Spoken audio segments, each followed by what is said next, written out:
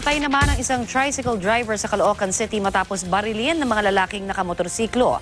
Nasa drug watch list po ang nasawi. Balitang hatid ni Victoria Tulad.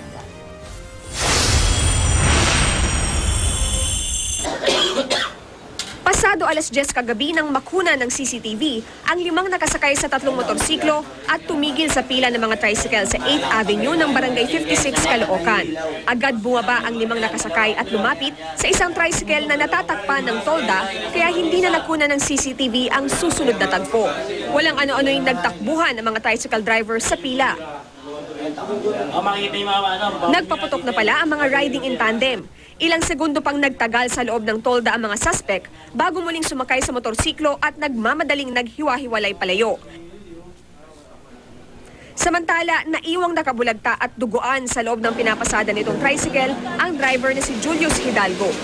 Nandun siya sa along doon sa pinangyarihan para naghihintay ng pasahero. Nang dumating itong mga suspect natin na nakasakay ng motorsiklo at bigla na lang binaril yung biktima natin. Dead on the spot si Hidalgo. Ayon sa mga pulis, sa ulo binaril si Hidalgo.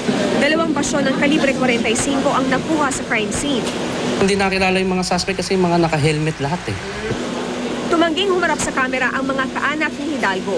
Pero ayon sa mga taga-barangay, konektado sa iligal na droga si Hidalgo.